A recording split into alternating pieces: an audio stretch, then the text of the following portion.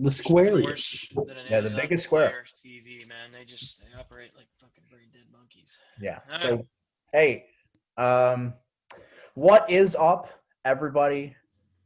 And welcome to episode 3 of the Hot Stove Podcast. I'm your host, Zach, and I'm here with my co-hosts. It's Mark. Hey, I'll wait for days. are you guys kidding? All right, it's Josh and Austin. There was a break there for Austin to jump in. Josh was having a different conversation. I was talking to people. There were things happening. You were talking to your Josh, girlfriend. I wait. saw her behind you. We'll wait. We want to be the last ones. I'll wait all day, baby. Wait all day. God, I set it up for you every time. I got And you nothing blow but it. The both of you, Yeah. you're sabotaging the show. Yeah. Next time I'm gonna think of like a catchy little thing. In my in. That's my thing. That's the catchy thing. I go, "What's up, everybody?" Blah blah blah. I'm Zach, and then the co-host, and then you guys No, start, but I gotta- and you guys mess it up every time. I'm gonna have to think of like my own thing though. Like Oh, my yeah. own like. Hey yo, it's Fire. I mean, everybody on the show, I think, has a thing, right? A little shtick. Mine's the intro. Josh is the outro. Zip. Yeah. I don't know what my, Connor's is Yeah, I don't know what my thing is. silence. yeah, Connor. Mark's is getting the trivia questions. Connor's is being silent for most of the podcast. Yeah. Falling asleep. Falling Kinda just go to. asleep. I don't know if anybody saw that, but you just watched me airmail my socks from this chair to the hamper. It made it perfectly. So Saw that. it's a good show. Thanks, Very Mark. nice. The viewers are going to catch that one too. Anyways, All right, that's it for the show. few housekeeping things before we get in. I figured I'll actually lead with this from now on, so the people that watch for 2 seconds before they click off, they'll actually get the information. They've already left. Yeah, I mean they're gone. We're already like 3 minutes in. They're gone. They can't stand waiting for Josh and Austin to say hello. That's Can't usually stand when people just click off. They're like, God, these guys won't talk. I'm done. I hate this. This guy's in Monsters Inc. He's on the laugh floor. I'm sorry, the scream floor. The laugh floor is the one in Disney. That's a MILF. MILF. MILF? The Monsters Inc. laugh floor. MILF. That's Disney attraction. Does it actually go by MILF? No, but That the seems I hope. insane. no. No, it goes by Monsters Inc. laugh floor. That'd be pretty audacious if they But I tried call to it take MILF. the acronym back. There's also ASS, which is the Astro Space Spinners or something like that in Toy Story Land. Oh, okay. Yeah, so MILF and ASS are two of my favorite Disney attractions. Normally those are, Yeah, like the I comics. usually like a little bit of those together. Am I right, everyone? Yeah.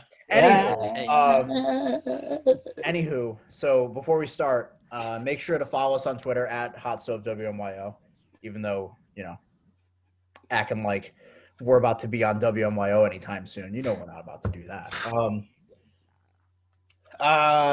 Make sure to like the video, subscribe to the channel. We got more fire content coming for you. I got a pretty big interview in the can right now. I'll put it out eventually, whenever I get to it. But it's in the can. I got to put it out soon because at some point it's going to become outdated. So I should definitely put that Just out. release the whole thing uncut.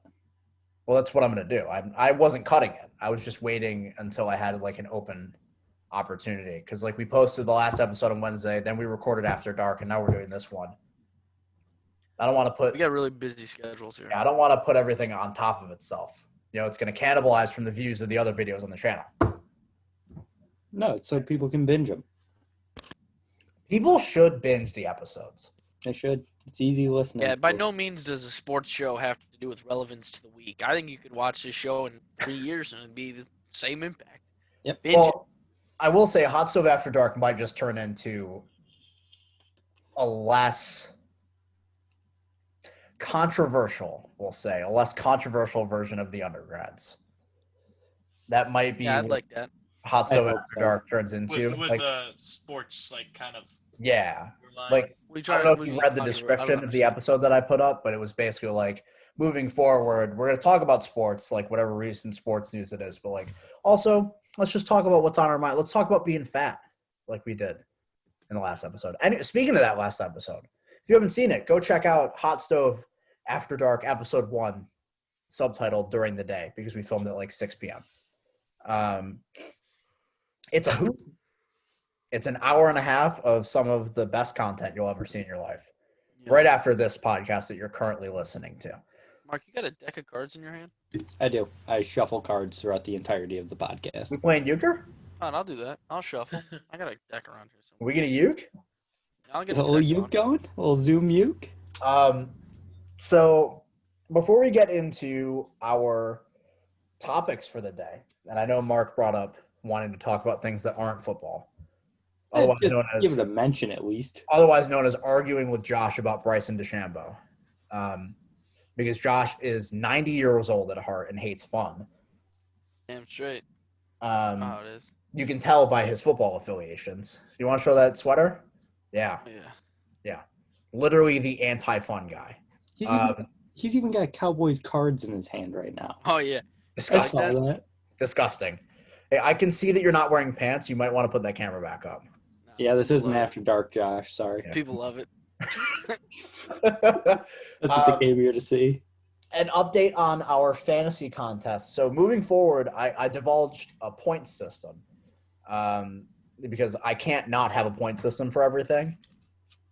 Right? This is basically taking the place of One Hot Minute back in the old days when we used to be able to see each other in person. So now what we're going to do is it's going to be Olympic-style scoring. So every week I will add to the standings who finished in first, second, third, and fourth. And then at the end of the season, we're going to add those points up like the Olympics. Huh. And whoever comes out on top wins. And the way that Connor's going to factor into this, by the way, is that since he makes his picks every week, except for this one because he's not on this episode, Nope, send him the pick. he's going to get the same points as whoever he picks. Oh, that makes sense, Basically. yeah. So this past week, we all set our lineups. We talked about them on the show. League should be wiped out. I don't know about that. The injuries? Too many injuries. I don't know about That that. happens. Josh still hasn't entered the contest for this week. So What? Josh hasn't entered the contest for this week. Oh, I have not. Oh, I should probably do that before the episode where we Yeah. release who's on our Yep, team, yep, right? you should do that. Do that at some point while we're talking. Yeah, I'm not doing it right now. Don't worry about it. Oh, that's okay. So this past week, it was a close contest up until Monday night, at least. I was down by like 8 going into Monday night, and then I had Alvin Kamara. So I ended up let me see if I can find it. There we go. I ended up with 142 points coming in first place. In second place was Josh with 122.7. Third place was Mark with 120.7. And fourth place was Austin with 103.1. Austin did not have a great day, but we move forward. So basically what that means is that like I now have one first place finish, which in point total equates to 4 points. And you get the point from there. Yeah. And since Connor picked Austin, Connor now has 1 point on the season because Austin finished fourth. You get it. Oh, You yeah. understand. Yeah. So that's just housekeeping. We will discuss our lineups for this week at the end of the show, like we always do. Now, do we want to get into your golf argument before or after trivia? Get it out of the way. Yeah, probably just get it out of the way. Oh, then we can do it right now. Okay, you guys can argue about the U.S. Open. I will go refill my water bottle. And I'll be right back. It's not even necessarily an argument. I just wanted to mention Bryson Dechambeau won the U.S. Open, and Josh hates Bryson Dechambeau. It's just that I just don't like. I hope to God, and Austin's fine with this, but like I just don't want golf to now be the long drive tour where it's just let's just see guys bulk up, drive the ball 400 yards, and then just pray to God they make a putt. I just want to see. And you know how you stop that is you make the courses longer. If a course is 600 yards, it doesn't matter if you drive it 300 or 350. It doesn't make a difference. But it's so hard to make an already existing course. But then that gets rid of some of the greatness of golf too, where like history in golf. I mean, Yeah, we named but the last that's British stupid. Open with a course. No, Oh. that's stupid. So you're saying just make new courses? Yes, that are because all the courses made incredibly in long. the 1920s were 350-yard courses. But that course. Okay. So that people could just drive them. Bryson could just drive it. And But that courses course doesn't today are going to be obsolete in the future. You shouldn't just use courses that have to be used for 200 years because tradition. So make a course right now. Someone with billions of dollars, go make a course right now in the heart of Tiger Make a did. course somewhere, yeah, and make it 81,000 yards. Make it a massive course. No one's going to play that course not on the tour. You're not going to make money with it. You can host all the events you want, but who's going to become a member to a tour spot where they just get annihilated by a course? Unless It's you just not put getting T spots annihilated. in. What? Because No, a for like me and 600-yard you. par 5 is no much harder than a 500-yard par 5. For a tour guy, yeah, but like I'm not going to go play that Yeah, course. tour guys and scratch golfers are going to play the course. What kind of me and you is going out at Augusta?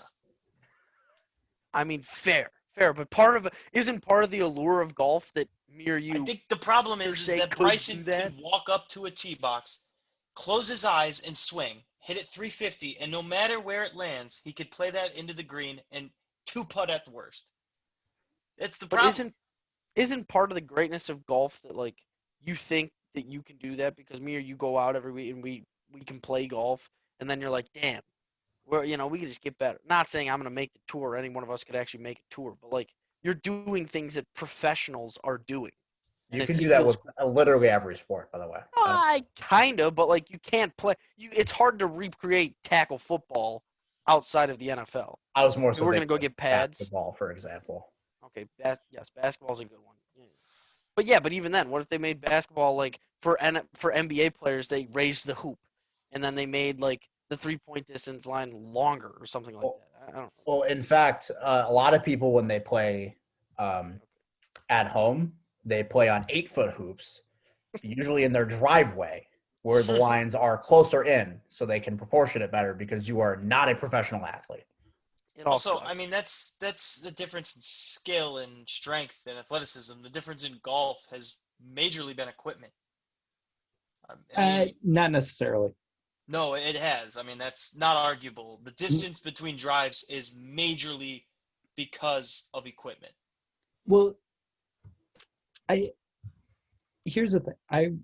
People I get was- better at sports, but equipment has been the biggest change in golf. Equipment has been a huge change, but the difference isn't as big as you think it is.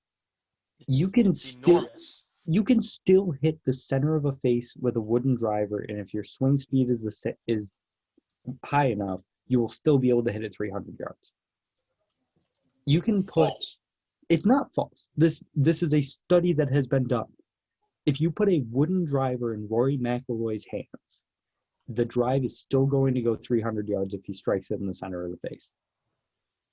Well, okay, but his ball's going to go 330 carry if he's using a metal Which driver, but which is it's going to not be 50 yards a drive, but which is massive. it's big, but it's not as big. It's not like old wooden drivers go 220, like carry 200. And Yeah, go but out if to the par 220 and five's the new one's 410 yards and then you can drive it 360 on the roll as opposed to 300 total, that's quite a different Okay, game you're playing. I got to step in because nobody cares, first of all. And second of all, I got to ask because I was gone for a second. So I don't even know what the hell you guys are talking about. Basically, I said Josh doesn't like fun because he doesn't like Bryson DeChambeau. And then the two of them started arguing about making the same point.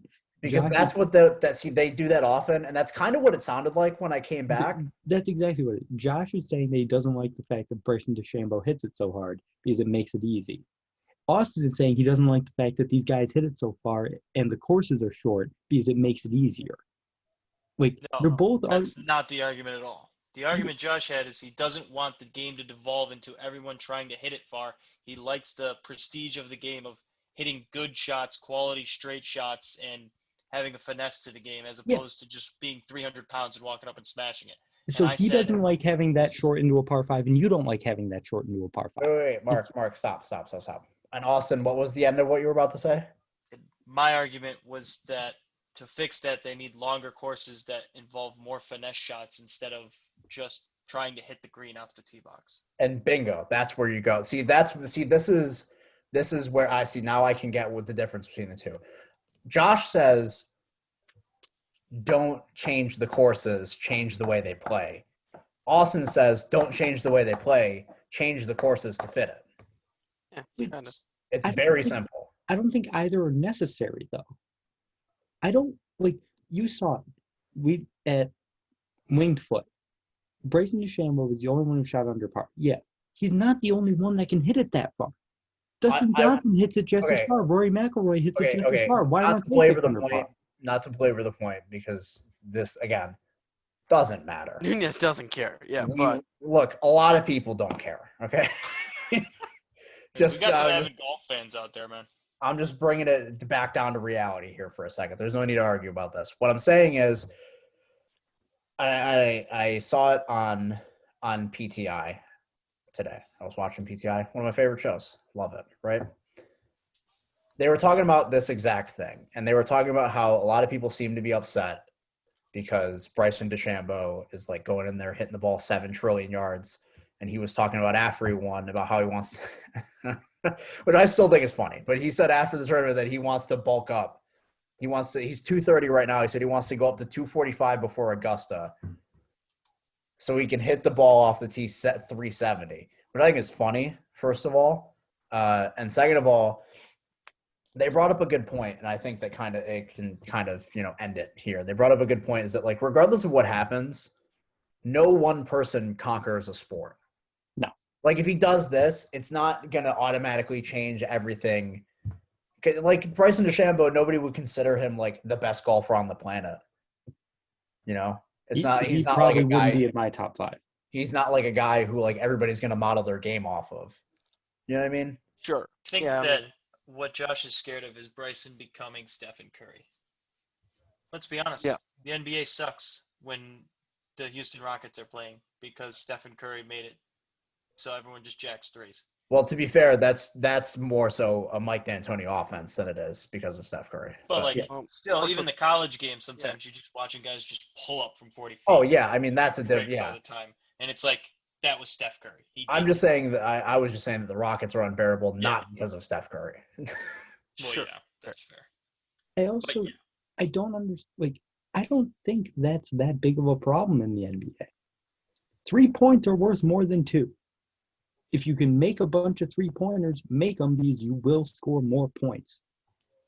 Well, I think the NBA, the reason it becomes a problem when you watch it is because there's one team specifically that's so much of an outlier, and that being Houston again. Yeah.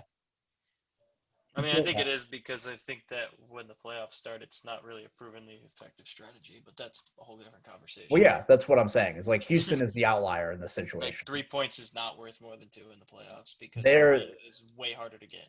Houston is the one team that is proven that I think this whole point is silly. All right, just life is too short to care about this kind of stuff. I Watch say they the go back sport. to using wooden drivers and playing traditional golf. Watch the sport, enjoy the sport. You whining to 3 people on the internet that Bryson DeChambeau is hitting the ball too far. What's that going to do? turn me on. Get him Also- banned from the tour. I just wanted to say, because Austin brought this up earlier, I like his hat. Oh, come on. Puma? What? He was wearing the Oh, it's such an ugly hat. wasn't he wearing like a Puma. Kangol kind of hat? He wears a flat cap. Yeah. He's done that his I like entire those time on tour. Yeah, I like those hats. It's a traditional golf hat. You want traditional golf? He's the only one wearing a traditional golf hat Give me on tour. trivia. Point. That's a good Give me point. trivia. Yeah. Who cares? All right. Quit being a baby, all of you. It's not that serious. Punta Cana's this weekend. All right. Watch that tournament that has no good golfers on it. No, Yep. none. Yeah, not. I did a FanDuel lineup for it, so that's the only thing I know about golf is FanDuel numbers. I did a FanDuel lineup this weekend. There's like 2 golfers that I recognize that are playing this weekend at Punta Cana, I actually haven't looked at the and field. Patrick Reed is one of them. So that Oh, Yeah. There's a guy that stinks. We can all agree that Patrick Reed stinks, right? What? No, Sure. He's good at golf. I don't know. Yeah, he's good at golf, but he cheats. You mean like smelly? No, he's a cheater. He cheats at golf. Smelly. All the golfers cheat. You think anybody shooting 10 over isn't just walking up and giving themselves a little bit of a better lie without anybody noticing? There's no cameras on Yes, them. I do think that. Okay, can we stop? Can we stop with this? I love golf. For the love of I God. want trivia. Give me trivia or give me death. For the love of God. I mean, it's awesome. I mean, Josh has fallen into the pit. I'm out. Josh and Austin are falling into Yeah. the pit of D-Gen. I feel it. Oh, I'm in. Yeah. I am full on DGen. It's literally just golf and sports betting. It's the only thing. Nunez, I looked at the Reds line tonight. They were up 2-1. I was like, damn, I love them to win this game more. I bet them Stop. live bet. Just lost $20 live, just like that. Stop Instantly. it. Instantly. Stop it. Just on a whim. I wasn't even watching the game. I just looked it up. I was like, I'm feeling it. They're feeling it. They're back. Just in the right time. The Reds are back. What the hell is wrong with you? I thought they were peaking at the right time. Hot Stove After Dark number 2 is going to have to be an intervention on Josh Bohem. Hey, the Nuggets over played well though. Stop! Yeah, Lakers under was no bueno. Stop it! Took that. Trivia time, okay? All right. What So, were the odds? Austin, I will kick you from the call. All right, I'm in it. I'm back. I'm back. Trivia time. We got 9 trivia questions tonight. This is going to be a long show. We got 9 trivia questions tonight. A total of 18 possible points up for grabs this evening. Of those 9 questions, I think we got 3 NFL questions, 1 basketball question, and the rest of them are baseball questions. Oh. Let's go. It's the easiest trivia to find is It's baseball rigged. trivia. It's rigged. Anyways, we're going to start with the basketball question, okay? Okay. Now, this question has 2 answers to it, so All multiple points are up for grabs here. Kirk Cousins. Stop. Basketball. Giannis Antetokounmpo, Ugh. reigning Stinks. 2-time. Stop it. Reigning Just one 2-time MVP. reigning MVP and Defensive Player of the Year. 3rd player in NBA history to win both of those awards in the same year. MJ. Who were the other 2? I'm not going to let you answer until I finish asking the question. Yeah, Who were that the other wasn't- 2? That wasn't said who fair. would- That wasn't fair, Yeah. man. Did you not You just didn't say let me who were say the it. other 2? You got to let – I didn't – not until after you said MJ. Well, I heard who were the other 2. You were going to say Who were the to other do it 2? in the same year? Who were the other 2? All right, someone else answered then. Oh, he gets MJ. I mean, he has to get MJ. I thought- now, I even though thought he's you were saying- breaking the rules. I thought that was it. Who were the other 2? I didn't know you were going to say in the same year. Who were the other 2? I don't know. I just assumed that was the question. I actually don't know the answer to this one. Yes, Michael Jordan is one of them. He did it in 1988. Give me Hakeem. half credit. And Give did me half Akeem Olajuwon? Mark is right. Hakeem Olajuwon did it in 1984. Austin is breaking stuff. I saw that stat a couple days ago. Rude. All right, we will move on to a football Oh. question. This is a question about the 21st century in the NFL. There are 2 teams in the NFL to have lost more than 100 games. I'm sorry, that's not true. This is a question about the decade of the 2000s. My bad. There are 2 teams in the NFL who lost more than 100 games in the 2000s. Who are they? The Giants. No. The Raiders. No. The Raiders went to the Super Bowl one year in the 2000s. So did the Giants. They went to 2. The Giants went to 1 that decade, but yeah. Oh, yeah. Oh, the 2000s. I'm thinking Yeah, of the 2000s. 2010s. Yeah, 2000s. Crap. That's a lot different of a story. The Lions? Correct. The Lions lost 118 games in the 2000s. Jaguars. The most of any team. No, the Jaguars are actually good. Buffalo? Nope.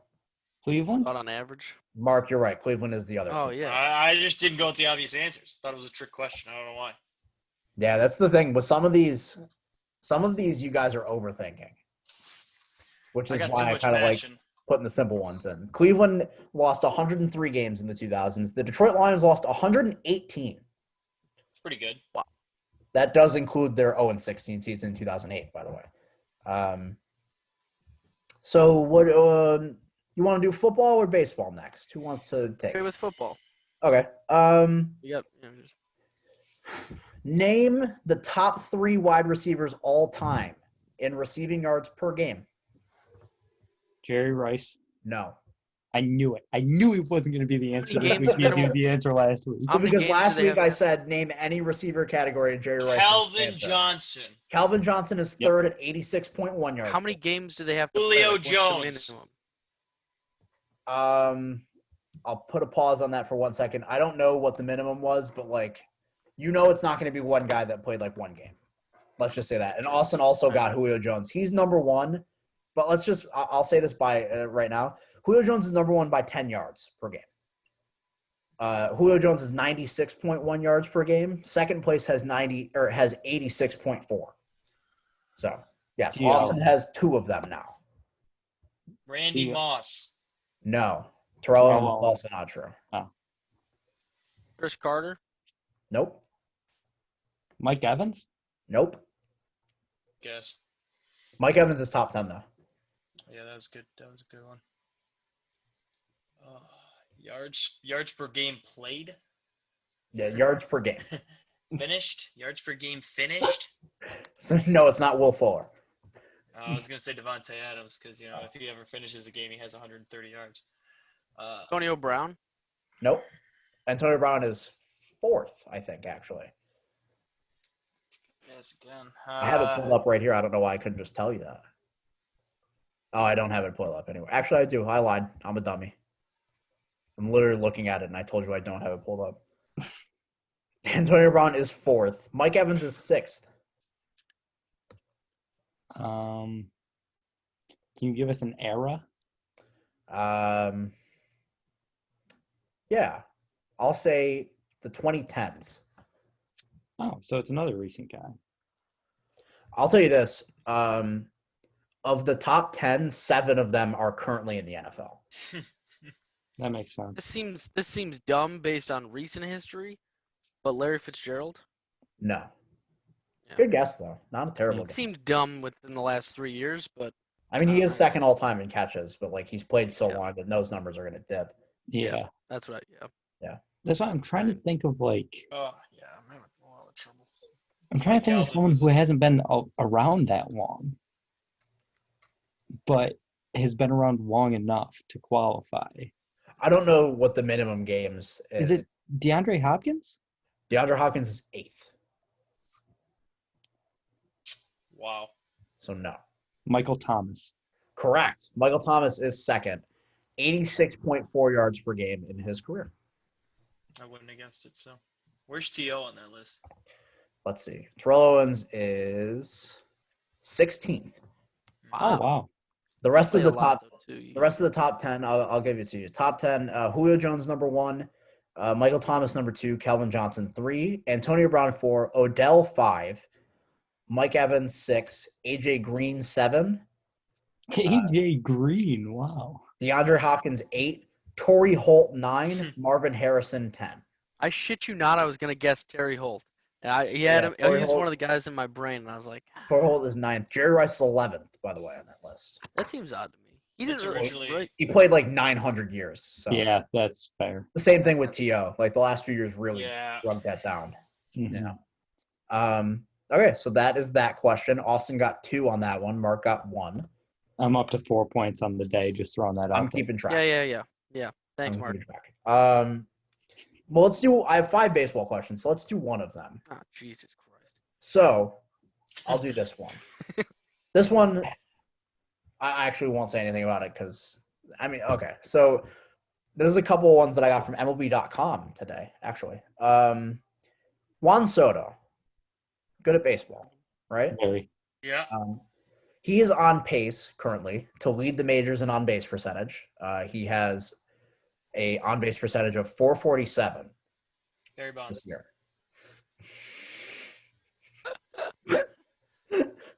Is it Barry Bonds? Who was the last person to have an on-base percentage that high? Barry Bonds. Yeah. Barry Bonds had a 480 on-base percentage in 2007. Wait, Sorry, higher than I broke the rules. 447, you said? Huh? Higher than 447? 477. Oh, 477. Because I was going to say, Joey Votto does that every year. 477 this season. Barry Bonds had 480 in 2007. By the way, he had 605 in 2006 or whatever it was. Yeah, there was that one year where Barry Bonds had the most hilarious stat line of all time. He had an on-base percentage above 600. Yeah. It's ridiculous. Okay, so Broke the rules. I don't deserve the point. we gave Josh the other one that he broke the rules for. So we'll do another baseball question. Just want to throw this out there. 2004, Barry Bonds hit 362 with a 609 on base and an 812 slugging. Good for a 1.422 OPS. Incredible. Wow.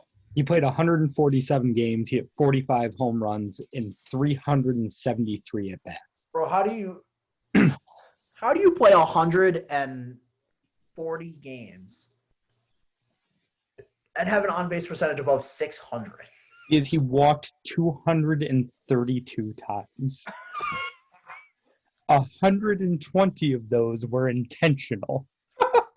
Incredible. Basically, that's nearly once a game he got intentionally walked. Anytime someone got on base. It is one of my favorite stat lines in baseball history. He had So this is- 232 walks and 41 strikeouts. 41! All right, so this is another stat from MLB.com. So regardless of who it is, either it's DJ LeMahieu or Tim Anderson this year that is going to win the batting title, most likely. Mm-hmm. Whoever it is, that player will become the third active player to win the batting title multiple times in his career. Who are the other two? Miguel Altuve. Cabrera. Yeah, you both got it right. See, the ones I got from MLB.com are pretty easy. You can just jump on them. Yeah. Jose Altuve did it 3 times, 2014, 2016, and 2017. Miguel Cabrera did it 4 times the years surrounding that, 2011, 2012, 2013, 2015. Mm-hmm. All right, what's next? Move on. All right, we'll go with another baseball question here. This is the last of the easy one. The last 2 questions, No, the last 3 questions. This is our points, Josh. Be What's more the hard difficult. ones? Mark gets them. All right. So Clayton Kershaw this year currently has a .75 whip. Mm-hmm. That would be the lowest of a awards qualifier. Since whom? Pedro Martinez. Correct. Yeah, Pedro Martinez in 2000. I mean, that was the easiest one I've asked so far today. Yeah. He had The greatest season on the mound in the history of baseball was Pedro Martinez. Quite frankly, I was debating saying Clayton Kershaw. that would have also been a fair forecast.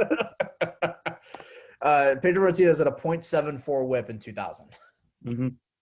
All right, so I'll ask the last of the definitely not super hard baseball questions. This is the one I got from my professor yesterday. What MLB team had the longest drought before winning their first World Series?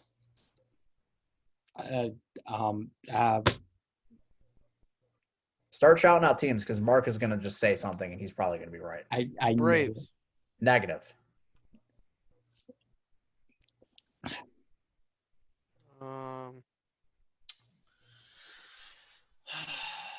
The Giants. No. I think They about won newish, as the but Brooklyn not. Giants. When they were the Brooklyn Giants. What about the Devil Rays? No. Never won one. They've never won one. It's Yeah, before so- winning their first, so that means they have to have one, right? Yeah, Yeah. Of course, we all knew they haven't won one. Of course. I don't know. I feel bad. Just keep throwing out names. I don't know. I feel like I have to give Mark a guess now. I've thrown out 2. Mark's thrown out Yeah. one. I'm really blanking. The Start team throwing out names. residing in Houston. I don't know. No. I want to say Good guess, but no, the Astros are not it. Cincinnati. No. Cincinnati. The not it team either. on Mark's hat. The White Sox is not the answer either. They I'm won out. in 1919. Yeah. Or no, Oh, that's yeah. the one they threw. Never mind. Yeah. Okay. But they won around then. yeah.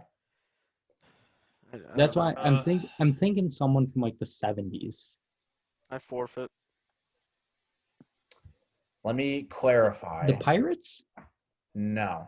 Let me clarify the year, and I'll give you a region. Well, because Region. I can't just give you the year. I get a region. If you say the year, I will probably think of it in like 3 seconds. Yeah. I'll say about it you? was more recent than the 70s. Kansas City. Negative. All right, I'm out. I'm done. I forfeit the point. Minnesota. Nope. Not even counting the Senators days? I guess not. I don't know. I just know the answer to the question, man. Oh, Washington. No, because they haven't been around long enough. Oh, so it doesn't count. All right. Well, it would count the Expos, but even in that case, The Expos have been around since the 60s. yeah, but even in that case, I believe the team that is the answer had been around longer than Oh, the okay. 50 some odd years that team has been around. They won their first World Series in the 80s. Yeah, that's why I guess Minnesota. I was thinking of the 87 World Series. Yeah. Early 80s is where I struggle.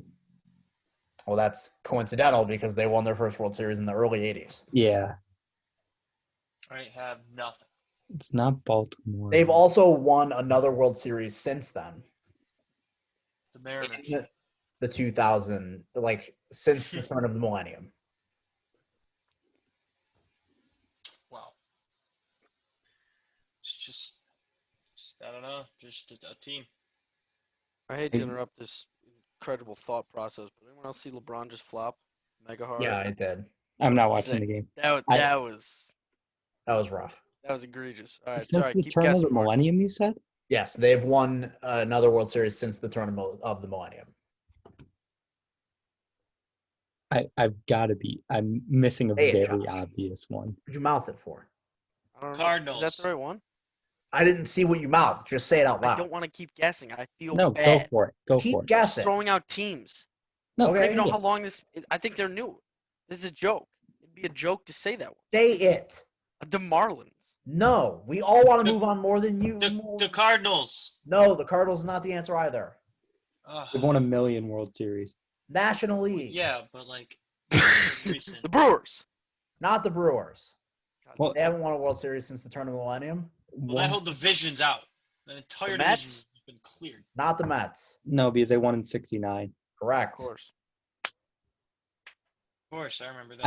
I'm completely missing a Phillies. National League World Series winner. Josh is correct. The Philadelphia Phillies won the World Series in 1980 and won it again in was their 2008. Yes, 1980 was their first World Series. I said not Philadelphia out loud earlier. Oh, I didn't hear that. I had no idea that was their first. I assumed they won one as the Philadelphia A's back in the early 1910s or something. Their first World Series was in 1980 as the Philadelphia Phillies, and they won again in 2008. You don't Yeah. get it right at first, kids. Just say 7 more teams. I counted said them a out good 6 5 or 7 minutes ago. teams as well. We got through the entire NL. It was the last NL team unsaid. The Marlins wasn't a bad answer, though. They, I thought they were newer. they are. They started in the 90s. They won 3 years into their existence. Oh, did they really? Yeah. Oh, I didn't. The expansion was 93 and they won in 97. So it was 4 years into their existence. I didn't realize it was that close. Yeah. So I got a football. We'll go to the football question before we go to the last baseball question here. Actually, no, we'll do baseball first because then the football question can transition into our actual topics for the day. Okay. So next baseball question. It's not going to happen, but there was a possibility this year of Trevor Story having a 2020 season. That would have been great. He's currently sitting at 11 home runs and 14 RBI. Or 11 home runs and 14 steals. I don't know what the hell I just said. Mm-hmm. In under 400 at-bats, obviously, because we're only playing 60 games. Name the other 2 players to have a 2020 season in under 400 at-bats this millennium. Alfonso This Soriano. millennium. Not Alfonso Soriano. He's Not my a guess bad guess. every time. I guess a every good single guess. time, Alex Rodriguez. Not Alex Rodriguez. You got to think of a guy who missed time also. A-Rod roided. They took him out. Troy Tulowitzki. Not Troy Tulowitzki. That's also a good guess. Jose Reyes. Also a good guess. That's Not a been home run that's guy, been right? a guess for a lot of questions so far. He's one of those guys that seems like would be the answer to a million trivia Ian questions. Kinsler. Not Ian Kinsler. The guy who missed a lot of time, Carl Crawford. Not Carl Crawford was one of your answers last time around, and still not it. He'll never be. I can't wait for the one time it's Carl Crawford and All right, Austin. so I will tell you, he was Austin's answer for the 17-17 330 guy. Was Carl Crawford. I'll tell you this. One of them was in the first decade. The other one was in the 2010s. The guy in the 2010s played last year. We'll start with the guy in the 2010s. Ronald Acuna. No. Carlos Beltran. No. The guy in the 2010s played as recently as last year. I'll tell you, he's a lefty outfielder. Nick Markakis. No. Left-handed hitting. Guess. What is that? Left-handed hitting. Yeah.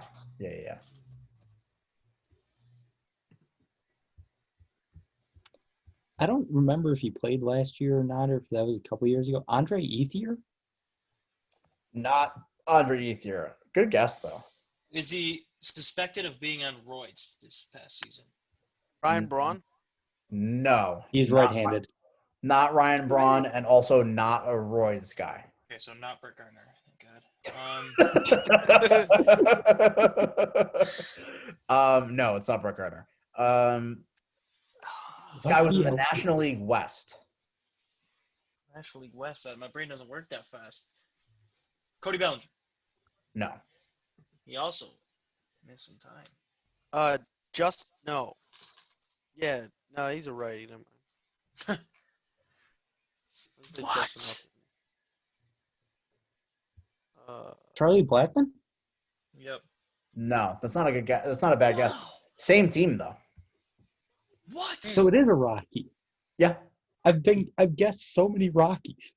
Oh, I haven't even paid attention. Yeah, it is a Rocky Rockies player. lefty outfielder who just retired this season. I don't know if he retired. He's just not on a roster right now. Oh, okay. Carlos Gonzalez. Correct. Yeah. Good one. Carlos Gonzalez in 2013 in 391 at-bats had 26 homers and 21 steals. Yeah, he went off that year. Can we get a league for the 2000s guy? Not a division yet, but just Yeah. a league. I will look it up, and I will tell you that he is related to someone currently in the major leagues. Vladimir Guerrero. That Negative. motherfucker was not. Oh, sorry. That man was not stealing bases like that. Come on. What? Vlad Guerrero? Vlad Guerrero? Oh, yeah. Vlad, he was quick. No. Was he really? Yeah.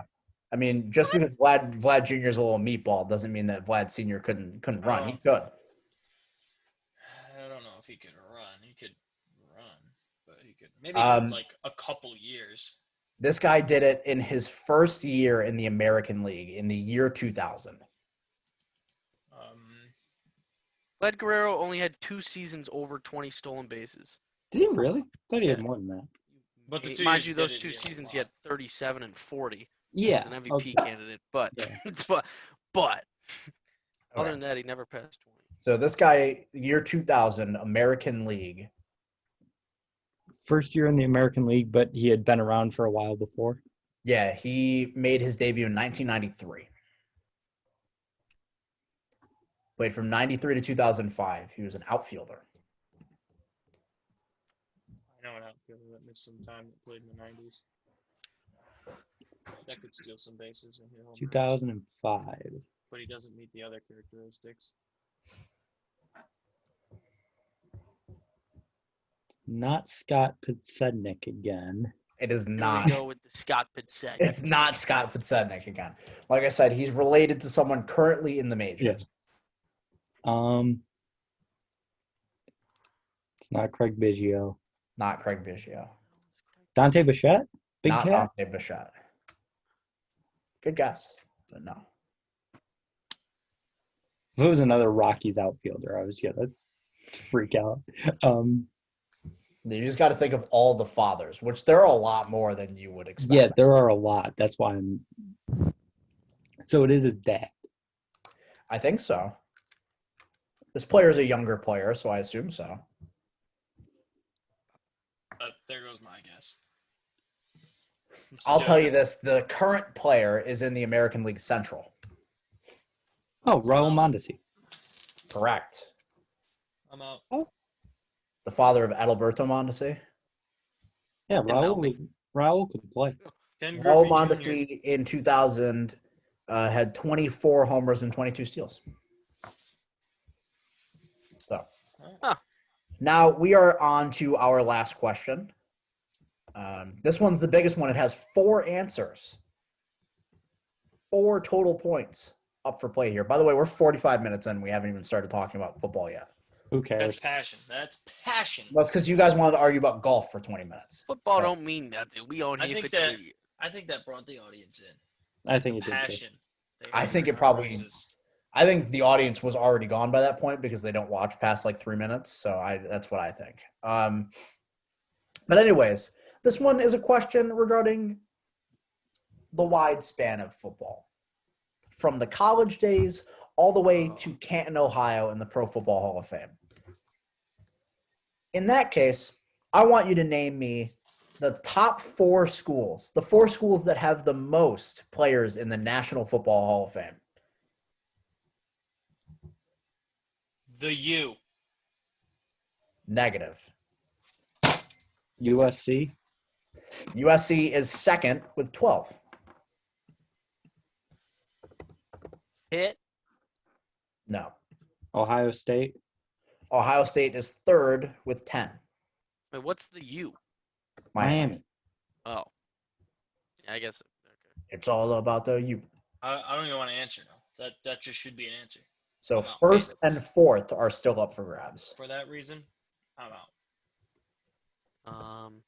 So, Mark, are you going to guess? Like, should we just say it? If you've got a guess, go for it. Or, like, are we just Yeah, just say it. like Alabama? No. Not half bad. I mean, they've only been good in the 2000s, really. Yeah, that's too recent. Penn State. No.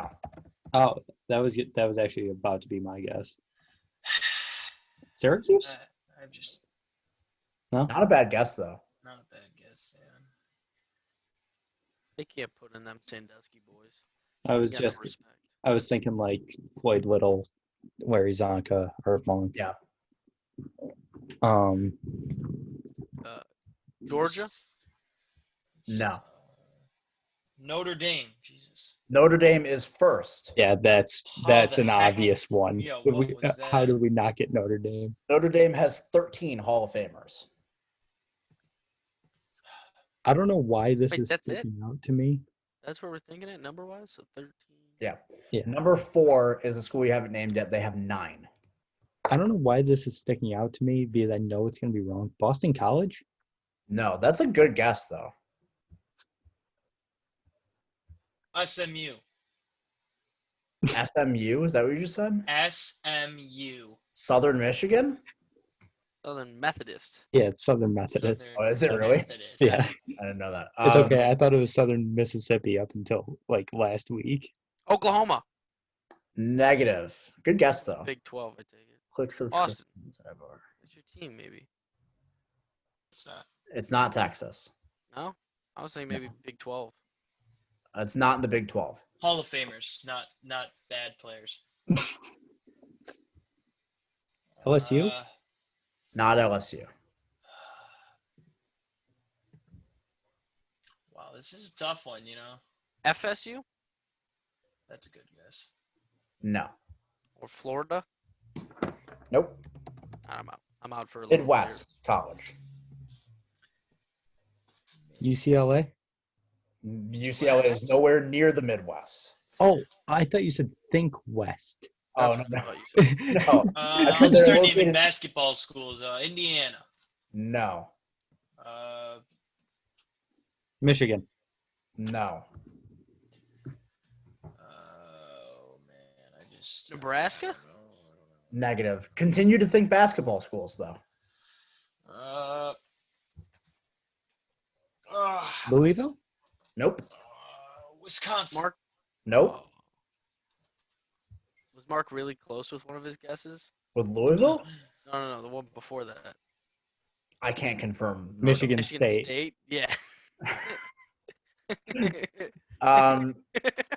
I'll give you each a half a point for that because Josh was thinking it, and then as soon as he asked the question, Mark got it. So Yeah. And Damn, I just really? my brain will never put Michigan in the Midwest, so it doesn't matter. Michigan State had a lot of guys from way back in like Yeah. the 50s and 60s. Mm-hmm. They were like one of the premier college I football can't players. believe Miami isn't in there. Yeah, I To mean, be that's honest. another case of them being like too young, right? Like Miami's big classes were in like the 80s and 90s Yeah. and even into the early 2000s. So like Miami will get up there once like Frank Gore Yeah. retires and like those Mhm. kind of guys from the early Yeah. 2000s Miami teams are eligible, then Depends, never Miami gonna will start to retire. climb, really. So that is trivia for this week. What I get 9 points. Mark got 10.5 points of a possible 19. Actually, of a possible 18. I'm stupid. I don't know why I said that. So Mark is now up at 17.5 points. Austin is at 8. And Josh is at 4.5. So that was trivia. We'll come back to it. How Now, about I won't answer next week. What the hell does that mean? I want competition. We'll do a quick recap of week 2 because we really want to get to week 3 itself and not have this podcast be 6 hours long. So in the interest of recapping week 2, I have some more buy or sell. Woohoo! Buy or sell. I'm going to continue to do this every week. So whoever wants to take the buy or sell opportunities can absolutely take them, and then we will elaborate as we go. Buy or sell, I'm going to have to reconsider this or reword it because that was obvious beforehand. Buy or sell, the Minnesota Vikings will have a top 5 pick in the 2021 NFL draft. Bye. Bye. Any explanation, or you're buying, you're in? The Vikings stink. They're bad. They're gonna be bad the rest of I the also buy it because they look really, really, really terrible. I'm going to Vikings might sell win it. 3 games. I think Zimmer's defense will improve to mediocrity and get them to 5 to 6 wins, which will get them outside of the top 5. Buy or sell a top 10 pick. Buy. I buy that. That's the easiest buy that'll be on this list. Yeah, I think you got to just do process of elimination here, and I think there's probably 5 worse teams than Minnesota. Not right now through 2 weeks. Well, Not yes, through 2 weeks, no. but are the Jaguars going to be as good as they've looked through 2 weeks? Okay, Yes. so that'll go into Next. my next buy or sell. Okay. Buy or sell. First. Buy or sell, the Jaguars are this year's Miami Dolphins. Bye. Meaning Bye. that they're a team that everybody expected to be awful, and they could somehow end up winning like 6 or 7 games. Yeah, I'm all in on that. I think they could very easily do that. I'm buying it. The Jaguars just look really good so far. I gotta sell it. I don't know how James Robinson is running the ball. Okay, but if you watch the game, you would know that James Robinson is talented, first of all. And second of all, you would know also that running backs, I forgot who, there's a great football mind that said this quote before. You can find running backs literally anywhere. Yep. This kid was an undrafted free agent. And now guess what? Now he's a starting running back in the NFL, and he's looking damn good while he's doing it. Yeah, and he'll be bagging groceries in 2 weeks. In case Running backs, that doesn't make any sense. Running backs can be found anywhere. I don't know. I'm selling it. Just because he wasn't picked top 5 doesn't mean that he's not a good player. We get it. You have Zeke on the Cowboys. We understand. He still stank. That doesn't make any sense. They're bad. I'm just saying I'm selling. You guys can buy all into it. I don't buy the Jacksonville Jaguars will win more than 6 games max. I didn't. Max.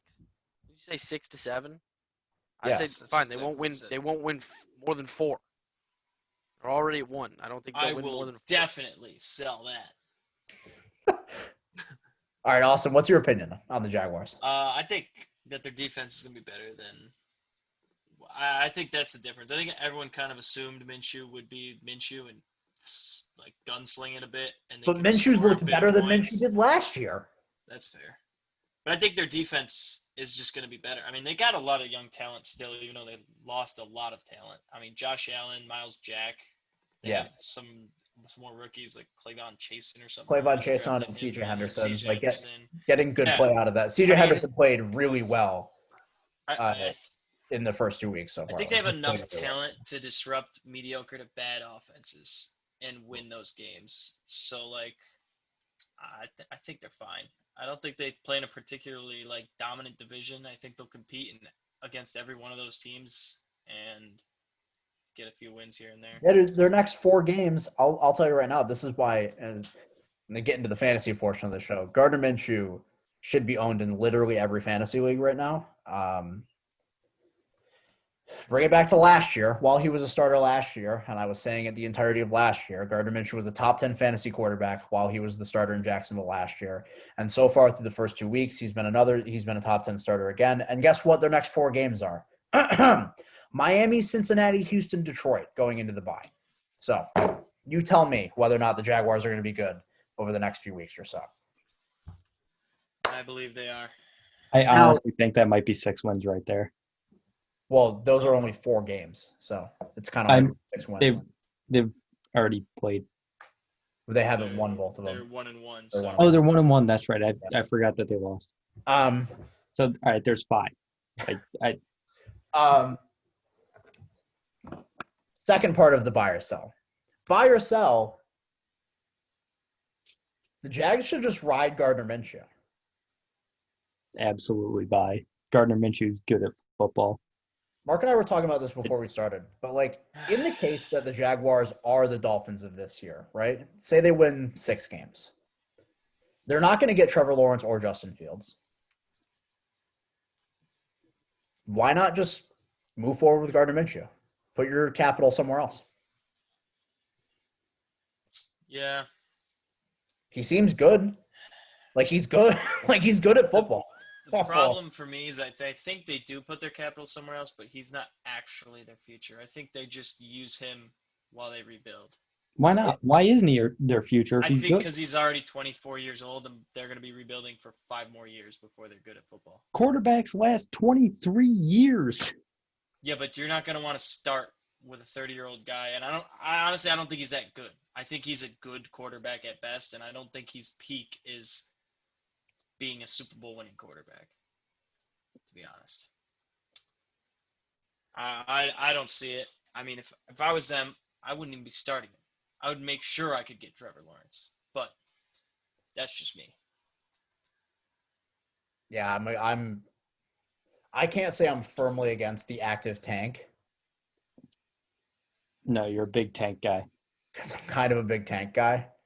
Like I was big on the fish tank last year. Yeah.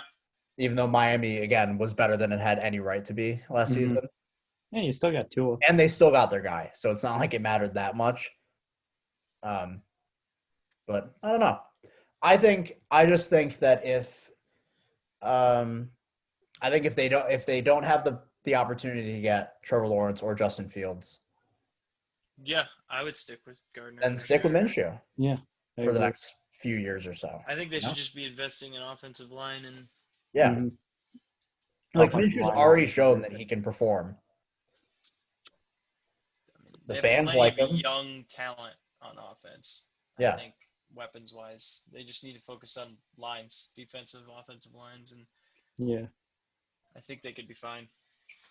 Yeah, I could see in a couple of years the Jaguars being an 8-9 win team if they keep this up. Buy or sell. The Cowboys had absolutely no business winning their game on Sunday. The answer, long and skinny. Long and skinny. You can't have both.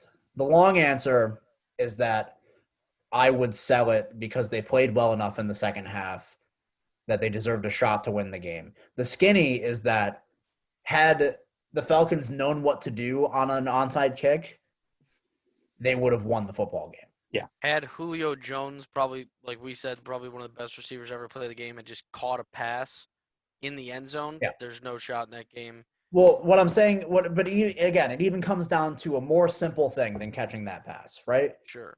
There were 3 or 4 Falcons defenders standing in front of that ball, knowing, in theory, if they know how a special teams works, knowing they can touch it whenever they want to. And they didn't. They just watched it go by them. I'm going to say Sal because I think that there should have been no reason why it came down to an onside kick, and I'm not going to say one bad play on an onside kick gives the Cowboys zero reason why they should have won the game. Atlanta should have been able to pull away from them, and just the game should have been over. It should have been a 20-point game the rest of the way, and the game's over. But the Cowboys obviously did do some things well enough to keep the game a 2-possession game, so that just in case something happened like that, they could still have a chance. So yeah, that's why I kind of brought up both sides of the argument. It was like the skinny version of it is that had common sense come into play, the Falcons would have won the game on Sunday. No. In a shock to the world, I'll buy it that the Cowboys had no right to win that game. Absolutely none. They played like absolute dog turd. The first half was pathetic. I've never seen a team look more Pop Warner-esque. So bad in the first half. Fumbling balls that hadn't even been touched. Literally just throwing it to the other team on a whim, as if to play catch with the defensive lineman for the Falcons. It was absurd. They absolutely had no reason to be involved. And like Austin said, it came down to the fact that the Falcons twice in the first half settled for field goals instead of closing out on touchdowns. That you could say Dallas' D stepped up on short position, or Atlanta couldn't finish like they probably, haven't been able to in a year or two now. Oh, yeah, no, more than a year or two. I mean, the Super Bowl hangover is legitimately real, but for Atlanta, it's lasted 5 years. I'm going to sell because no lead is comfortable enough for Dan Quinn. That's why I'm selling. He can be up by 60 at the half, and he better coach his ass off in the second half of that game if he expects to win. Because that man can blow any lead he wants. So I'm going to sell because I do think they had business winning that game because they were going up against a team coached by Dan Quinn. Well, and they just outplayed him by a lot in the second half. Like, that was really good. Just blown in a different direction. I am buying. I remember that McCarthy faked 2 punts that he had no business. What the hell was that? Fake. Let's talk about that. Okay. The first one should have worked, and I kind of liked it. I was calling for it. I'm all for crazy stuff like that. Like, I'm in on giving up. It's almost like the second one was absurd. The second one was. I think the second one, the first one, the second one. We had the conversation where we're like, faking this punt tells me that you think that you have zero chance to win this game unless you can keep the ball and score here. And they still managed to win the game. Like, it was that preposterous. I mean, and at that point, just put your offense out on the. You're paying an offense $100 million. Yeah, what the hell? What the hell are we running a fake punt for? If you want to go for it, go for it. Yes. I love how crazy it is if they didn't fake those 2 punts and didn't have those disgusting fumbles. I mean, it's not even like if they played good in the first half. If they just played football in the first half, they probably would have won by 20. Yeah. That was one of the strangest games I've watched in a while. I didn't watch the whole thing. I had Red Zone going on, so I caught bits and pieces of it. But, whoo, that was something. That game was something. That's it. That's all I got to say. Also, I hate to – I mean, there was some really good football this week. But this week sucked, honestly. Yeah. There's usually a week in the NFL every week that's like injury hell week. But like this week, it's not as often that you get so many of like the best players in the NFL. Yeah. Just in rapid succession. Is this kind of to end our week 2 recap then on the stat injury note? I'd have one more like shining thing from week 2. No, there's a couple more buy or sell questions okay, I have. But what do you want to say? What's your big takeaway from week 2? Oh, that I think the smartest coaching decision this week, and that I don't buy Tyrod's injury at all, And I think Was- the yeah. slow progression of not telling anyone, no hype, and starting Justin Herbert Because was it wasn't. absolutely fantastic. Because just before game time, they injected Tyrod with something, and he went to the hospital. Yeah, so Couldn't it play. wasn't. I mean, it wasn't faked. However, it went as. So this is the thing, right? I think that it's awful to hear, and I hope Tyrod is okay soon. Yeah, I didn't He actually hear what happened. He went to the got hospital. an injection in his chest for some pain, and it went wrong, and he went to the hospital. Oh God, that's And terrible. apparently, Anthony Lynn didn't know until the coin toss that he wasn't going to be playing. And Justin Herbert didn't know that he was going to be starting. He said this himself. Anthony 5 to Lynn told 10 him seconds. about 5 seconds before kickoff. Yeah. Which is insane. But also, that's kind of the best way it could have possibly happened, right? Yeah. Because Justin Herbert didn't have the nerves to build up, like Mhm. nothing. He was just in it. And He you can looked tell, really good. he looked really good in pieces, but he made some really bad mistakes. Like, it was a typical, like, rookie's first game. It's your first start. I mean, still Right. over 300 yards, Right. solid completion percentage. Yeah, there's going to be some rookie mistakes in there. The interception he threw was terrible. Yeah. But overall, I was pretty happy with how he performed for my duck. I like the mindset. You know, I there was a thing from him on the sideline of the game just talking about, like, this is a lot of fun. So he was saying during the game, which is the mentality you want to have. Like, you don't want to be afraid of your first NFL start. Mhm. So I think it could have broke as good as possible for him. And the Chargers offense looked well better with him I was under just center. gonna say, I liked watching that offense way more than Week 1 Chargers offense. Yeah. That was a Close. fun game. I'll Wait, tell you you don't- why it isn't good coaching, because Lance Lynn has already come out and said Tyrod's his guy. Yeah, will be that was starting. pathetic. Yeah. Yeah, came I out- don't get that. See, this is – I feel bad too because, like, I feel bad dumping on the guy because Anthony Lynn is one of the smartest He's a good coach. Best normally coaches speaking. in the NFL. Mhm. Like, honestly. He's the ultimate people's coach next to Mike Tomlin. Ultimate people's coach. Players love him. He's super smart. He knows how to run an offense really well. But I understand wanting to stick with your guy, but I can't imagine that this sticks. Like, if Tyrod comes in and has, like, a bad half in his next start, I can't imagine he doesn't get yanked. Yeah, I agree. I mean, especially if it's this week. Yeah. I mean, against the Carolina Panthers Yeah. defense, if he can't come in and score 2 touchdowns in the first half against that defense, something's got to be changed. Yeah. I mean, what's the leash? Yeah. Yeah. So that was a good point. And we'll talk about that moving forward this week. But I got a couple more buy or sell for – I got 2 more for week 2.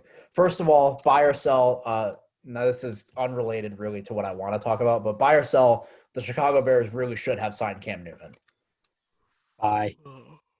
That's an obvious buy because Cam looks great, and that's what I want to talk about.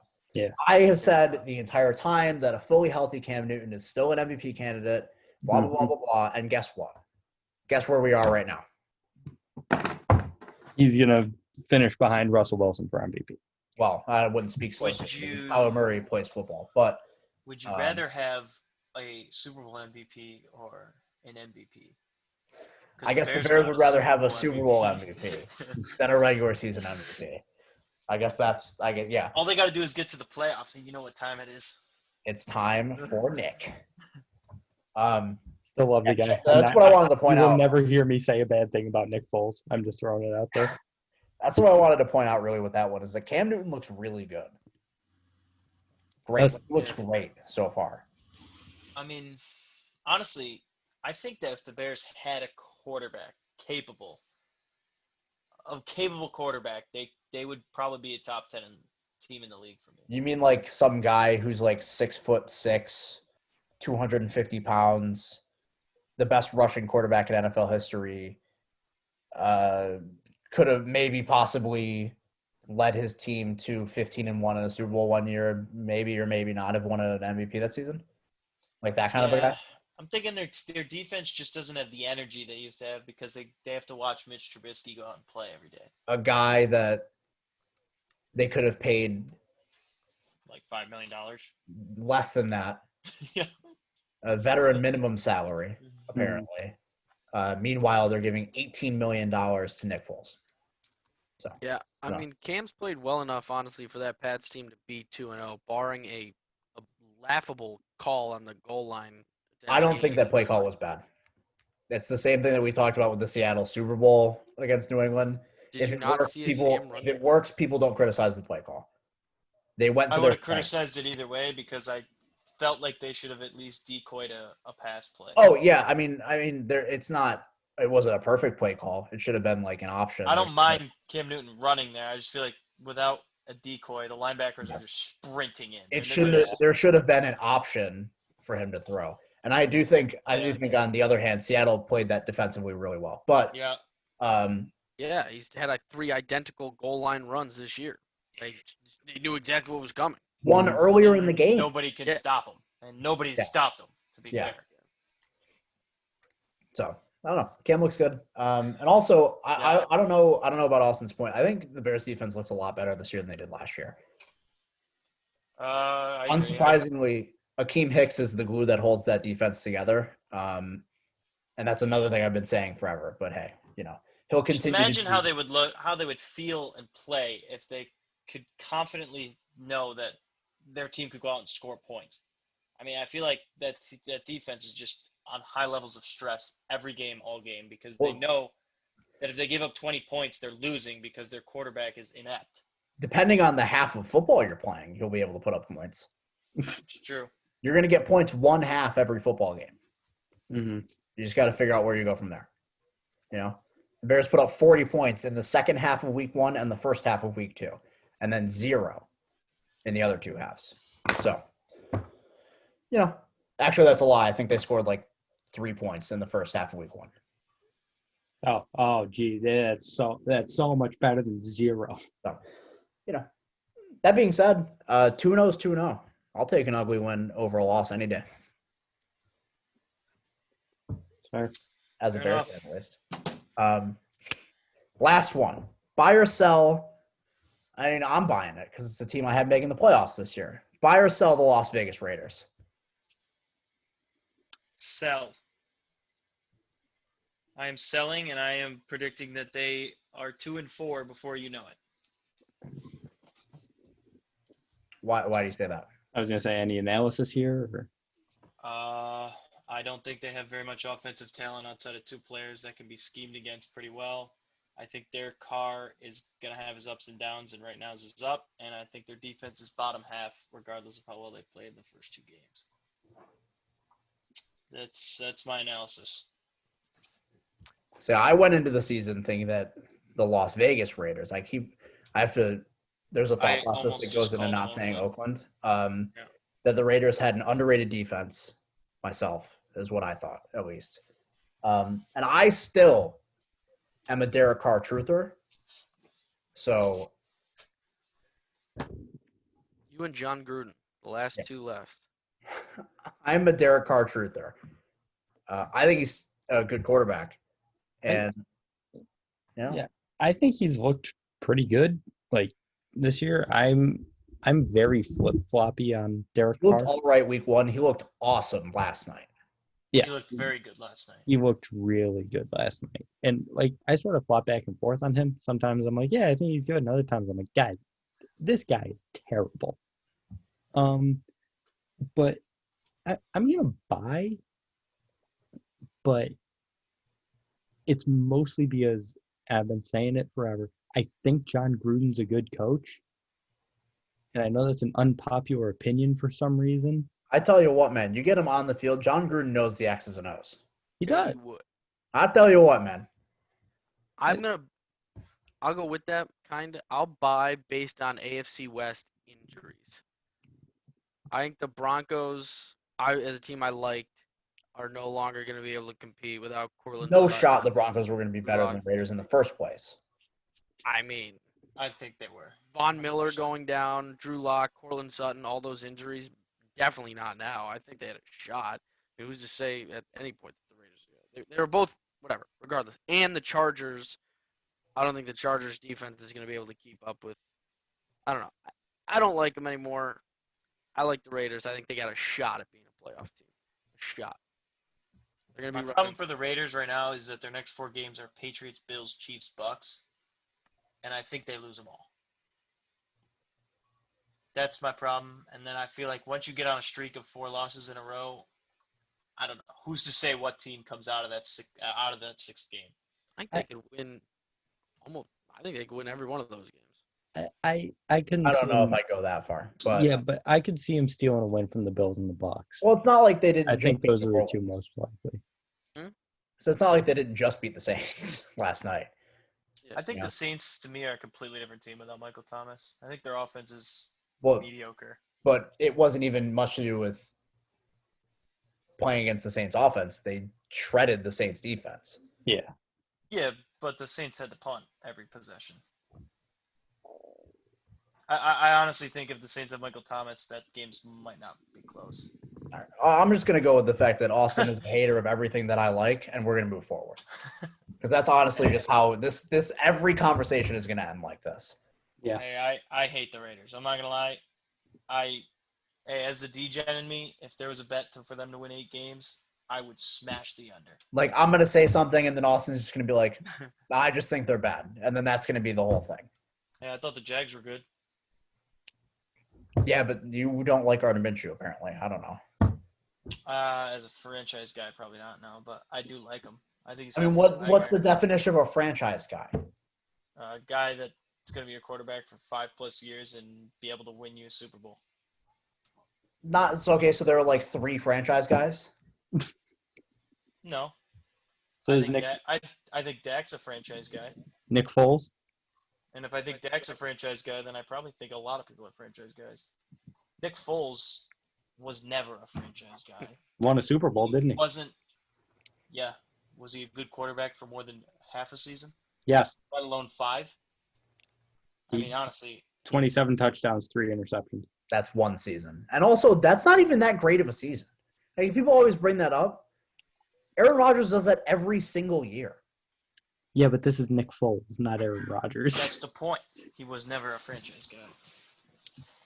Nick Foles Anyways, is a I'm done. I'm worthless done with man. this. I'm done with this, okay? Like I said, you'll never hear me say a bad thing about Nick Foles. I have too much love for the man. I'm done, okay? Week 3. You lost me at this point. What's interesting about week 3? Anybody? Our DFS lineup. No, we have to actually talk about the games first. Oh, okay. Jen, Sorry. Well, I'm sorry. you forgot that we actually talk about sports on this podcast. I mean, not just Monday betting. night. Monday night's game. Oh, yeah, it'll 2-0, be game of the 2-0. season. Normally Chiefs and someone every Monday night. That will be game of the season. Yeah. Yeah. You want to say like who we think's gonna win and stuff? Yeah, it was Chiefs Rams 2 years ago and Chiefs Chargers last year, the 2 games of the year. Just absolute shootouts. Hey, Yeah. Chiefs Rams 2 years ago. That's a really good game. That's what I was talking about. Chiefs Chargers last year, not so much, but Well, I thought I remember that game being good. It was in Mexico City, right? oh, that's right. It Yeah. was a shootout. Yeah. Philip Yeah. Rivers could compete that game. It was the one game in the last 3 years that he's looked like an actual NFL quarterback. I- I tell you what, Ben Roethlisberger is proving everybody wrong because he and Aaron Rodgers, like I said, are the only old quarterbacks that are good anymore. I'm sorry. I still think it's too early. I'm sorry. Specifically, I mean, Philip Rivers looks awful, but, he did last year, so that doesn't really surprise me. But, like, I know – sorry, I had to close my window. I know having, like, a super strong arm has never really been, like, Drew Brees' MO. Excuse me. And last night he was still throwing balls accurately, but, like, you know me. I'm a big zip guy. There was no zip on that football. Here we go with His the zip. average, his There like was no average- zip on that football. His ADOT for the year so far is under 5. That's Yeah. what I was just gonna say. Yeah, Yeah. that's no bueno. But is that on Drew Brees? Obviously, Michael Thomas opens that up a little bit more. In the first game, it wasn't even. Yeah. But like It what's opens the it up a game little bit script? more to not be Devlin Hodges. Part of that's got to be game script, right? That they're just not looking to throw the ball downfield for some reason. Like as much But as why would they not be looking to throw the ball downfield? Because Drew Brees can't throw the ball downfield anymore, is what I'm trying to say. He doesn't have the arm for it anymore. guess. He can still make accurate throws in the short and intermediate range. Yeah, but I'm still not prepared to call him a bad quarterback. Bro, I'm just saying that he has a dead arm. That's all. That's all I'm saying. Like, Which in turn makes you a bad quarterback. He's a glorified game manager at this point. yeah, and He's a game manager with a bunch of accolades. some guys have made very good careers out of that. Yeah, but it's not what you want to see from Some guys have won Super Bowls. a off top that. five. Yeah, Joe Flacco, a top five Tom Brady. quarterback all time. Tom Brady. Tom Tom Brady just did it at 42. That's Peyton true. Manning. What are we talking? Yeah, Tom Brady. yeah. Peyton Manning was Well- last year in Denver when he won it. He was pathetic. He's got no zip. I mean, talk about no he zip. got benched for Brock Osweiler. Well, let's not forget that. Yep. Yeah. I remember when people thought he was good. Brock Osweiler? Yeah. I I never. thought you were gonna say Peyton Manning. And I was like, I Peyton mean, Yeah. Remember when people thought I this think- weird Manning guy was good? I think John Elway's the only forehead. person that thought that Brock Osweiler was good. No, he had a lot of people fooled, I feel. He had the Texans fooled and to give him that big ass contract. I remember that. And then them having to give the Browns something to take the contract. You get off. carried by one Broncos defense and then you make like $30 million. It's insane. yeah, they basically paid for Odell. Yeah. Brock Osweiler. Mhm. Yeah. Yep. Look, man, you know my fascination with Florida sports, right? With South Yeah. Florida sports specifically. Sure. You don't know how excited I am for this Thursday night game this week. I was gonna bring up the Thursday night game. I'm interested. I'm so excited to watch this game. I think it's going to be pretty high scoring. Apparently, Byron Jones is not going to play this week, from what I understand. Groin injury that he left this past week with. And Xavier Howard has been limited. Today was their first day of actual practice. Like yesterday was just a walkthrough. Mm-hmm. He was limited both days. So if both of those two players don't play, we could be looking at whatever the over-under is, pound the over. It's only I'll 48 believe. right now. Yeah, 48. I would take that. I'll believe in this. And I'm respect excited. You're giving to Gardner Minshew when I hear you take him in a stack on your DFS this week. That's when I'll believe that you're buying the hype of Minshew mania. Yeah.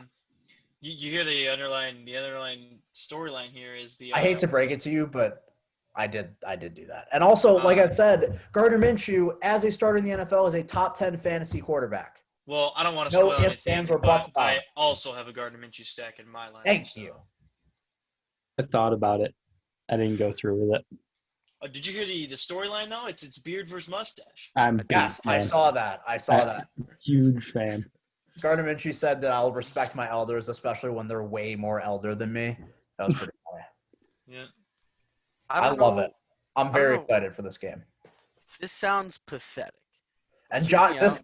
I'm sorry to interrupt you again, but Josh can Yeah. watch this game and see that James Robinson is a good football player. I will be watching with both eyes fully open. I can't staring wait at to have egg on my face next Tuesday when he goes when he puts up a Jordan Howard stat line. Yeah, 12 for like 17 and a touchdown. Jordan Howard's averaging 0.8 yards per carry this season so far. not Not bad. good. He's gonna lose. Also- lost his job. Oh, he's already lost his job. Yeah. Miles Gaskin is the starting running back for the Miami Dolphins. You just wait until Lynn Bowden Jr. lights No. up out there. I don't know. We'll see. Anyways, I was gonna say I don't know how pathetic this sounds, but Miami's offense is probably one of my favorite to watch. in That's the not league. pathetic at all. It's so fun. Watching Ryan Fitzpatrick operate is honestly very enjoyable to me. It's exciting because you don't know whether or not he's gonna run for 30 yards, throw a nuke for a touchdown, absolutely or throw the smashed. worst pick six you ever seen in your life. Like I was watching with Pallenberg, and he was hating on Fitzy, and I was like, dude, this man was a hero to the people of Western New York. The Amish rifle is electric, and he's like, no, dude, this guy sucks. I hate this guy, and I was like, you have no respect. I go, No. I love watching this guy play. Absolutely electric. And now that Jacksonville's offense has been good through 2 weeks, they're one of my favorite offenses to watch. I'm excited to watch this football game. Yeah, this is Yep. You know what would make appointment Miami's viewing. offense more exciting is if they used a guy who could run 22 miles an hour a little bit better. Who's that? Is His that name Matt is Breida? Matt Breida. He's they been just all- run him up the line and do nothing with him. Yeah, he's Or- been kind of poopy so far this year too. Yeah. That's okay. Yeah, but I'm It's an excited. exciting game. No way I could have been this excited 3 weeks ago when you told me this was the week there. I'd be like, God, that's a waste. I'll find something to do. Yeah, but I'm very excited for this game. I'm ready. Let's get it. Compete. Dolphins Jaguars, man. So who wins, the Eagles or the Bengals? I'll take the Eagles. I I don't know. don't have an opinion on this game.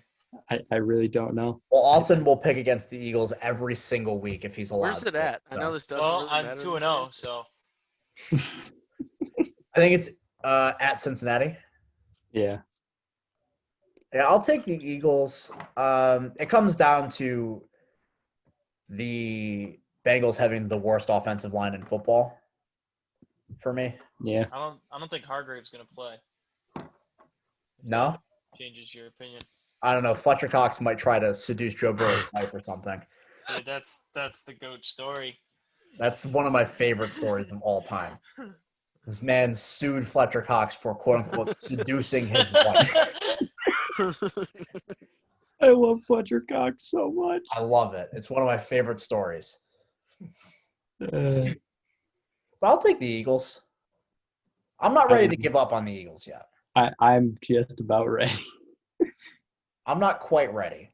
If they put up a dud this week against Cincinnati, then I'll be ready because Cincinnati in all facets are a team that you should be able to take advantage of. Their defense is bad. Their offensive line is bad. Yeah, and I think Joe Burrow might throw for 350 yards and 3 touchdowns. 0-3 though is such a feat almost for a team with that much talent that you'd think of. You know, like they do Where? have a lot of talent. Where? Offensively, They've I been the think- worst drafting team in the league in the past 3 years. They've drafted nothing. They have no offensive talent. The only talent they have are defensive players who get injured. Are you already saying Joe Burrow is zero offensive talent? No, I'm saying he's talking about the Philadelphia. Eagles. Oh, Eagles. Philadelphia. Oh, I thought you were talking about Cincinnati. When Sanders and then the 2 tight ends alone is enough offensive talent to put points on the board and win games, in my mind. To start 0-3 would be surprising. It should be, shouldn't it? That It should would be. enough. I think it would be a surprise to pretty much anybody if Yeah. the Eagles started the season 0-3. Oh, yeah. Not my playoff predictor. But You're also an Eagles hater somehow. that was supposed to be my rant, but I don't have a rant anymore. I'm done. Oh, your rant was supposed to be about the Eagles? I want Howie Roseman fired and Carson Wentz traded, and I will let Doug Peterson rot with whatever quarterback he decides to play, and then Carson Wentz can be traded to the Steelers and go win a ring there. Nate Sudfeld? That was my rant. Is Nate Sudfeld still in Philadelphia? He is. Put him on the He's field. Technically, football. well, actually, no. He was the backup week 1, though. He's kind of Hurts was technically activated still the the week. backup. Yeah, Oh, even Josh with Hurts McCown's on the activated? practice squad. Yeah, Hurts Yeah. is technically the gadget guy, allegedly. That they've I never saw really- him split. I saw them They've splitting never him out used. wide against the Rams. Yeah. It was just as a decoy, but they did have him on the field. Yeah, I'd say do it. I say don't do it because I think that gimmick is really stupid, and it doesn't really work. Yeah, Taysom Hill, those plays never work. Taysom Hill isn't a good football player. I'm sorry. I'm Pretty sorry. quick. Yeah, he's quick. That's about all I can say. Cool. Taysom Hill, you want to talk about a franchise guy? Taysom Hill is one of the That's things I Taysom Hill. hate the most in the NFL because Why? they committed all this money to him, and now I feel legitimately if Drew Brees tears his ACL tomorrow, I'm not 100% sure that Jameis Winston is the starter next week for New Orleans. I wouldn't be either. What says he should be? You know what? Taysom Taysom Hill's the Hill's guy, thrown like 20 passes in his career. and they're all on the money. No, they're not. Some would say deep that ball. Taysom Hill is Nunez's Bryson. Yeah. Yeah, he very You hate, much you is. hate a What? You young, hate fun. small quarterback coming in the Tyson's league, your Bryson. quick, Taysom. moves around well. It rhymed Tyson. better. But I don't think Taysom Hill's Yeah, all but it that rhymed fun. better. Taysom Hill's totally fun. It's He's so a tiny, fun. fast little white guy He's throwing the not that ball, running tiny. out He's not that wide. small. He's not It's that not tiny Seems at all. Yeah, Seems he's not small. tiny. small at all. No, He's like He's not like 6'3", isn't he? 6'6". He's Like built. maybe 6 No, foot. no, hardly any football players are that big. He's like maybe 6 foot tall. No one is. He's also not Cam built. Newton He's like size. 200 pounds. He's Let's 6'2". settle the score here. 6'2", and he's you got a weight on this guy.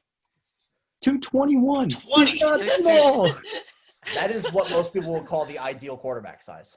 He's Actually, like a linebacker. 6'2", 220. This guy's beauty. this guy's tiny. He should be He's playing tinier than second- their 5'11" quarterback. He should be playing second base for the Astros. What's this guy think he's doing on a football field? I'm sick I of don't the know. Taysom Hill bit. I'm sick of it now because of the extension that they gave him. Like, what are you putting that much money into a guy who's going to have one play a game where he impacts it? Maybe two. I don't know. Because Sean I don't know, Payton's a you tell me. troll, and I hate it. Like, Sean Payton is one of the best coaches of all time, but he's a troll. Like, he's doing this partially because he knows that people are confused by his Taysom Hill usage because it makes no sense. Trust me, Nunez. I feel it. As a guy who's paying double that for a guy who has that little impact on the game, I get it. Okay? I totally understand where you're coming from. Wow, dude, you're funny. That's a big funny guy. He's just not good at football. Funny guy over here. That's You know, you're right. not Dak always is the pretty worst good. quarterback in NFL history. Thank you, Yeah, I don't Nunez. know what that's about over there. I mean, honestly, I don't know. Wow. I don't know. All I know is, hey, Mark, I'll tell you, 41% of me is actively rooting against the Philadelphia Eagles this week. You'd have to have a really big sports victim complex to think that Dak is a bad quarterback. That's all I gotta say. Sports victim complex? Yeah, you want so badly for your team to be bad so you can be vindicated about not liking Dak that you won't accept the fact that Dak is just good. I will not accept the fact that you should pay this man $40 million. I will never. Even if that's like top 20 in like 6 years. Never. You're telling me Dak Prescott shouldn't be the 20th highest paid quarterback in the NFL. Okay. That's what you just said. I mean, yeah. You said if the That's what you quarterback just market is said. reset, so $40 million is 20th highest, he still shouldn't get it. 21st. That's what you just said. Yeah, what are we doing on DFS yet? This is funny. It's funnier when you get to my DFS. Let me guess, you got Dak this week.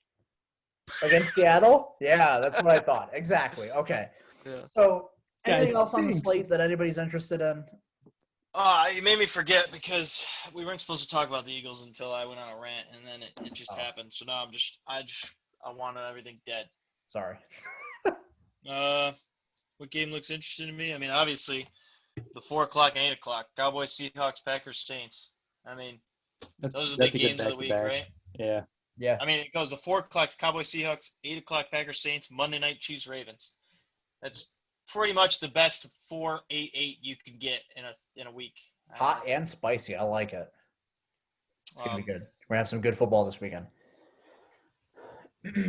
Anyways, I love now, it. what were you going to say, Austin? The biggest game of the week is the two best franchises in all of sports with the best owners in all of sports. The And who's that? Washington football team against the Cleveland Browns. Oh, God, that game is going to be incredible. That, The best What a franchises in the stinky NFL going at it. You have to love it. I'm going to be glued to my TV. what a like a Holly stinky Holm fight, game. All right, so who wants to go first? Psych, I'm going first because I always go first because I'm still the fantasy guy in this show. Damn it. I'll just change my team to everybody you have except one different guy. That's great. Go for it. So, my team for this week, again, we're doing Thursday through Monday on this lineup. So, I do like to take some players from the games that aren't in the main slate just so I can feel cool. And I am going to go with a stack from the Thursday night game. I'm going Gardner Minshew. So, I talked with Mark before this, actually, before I get into it.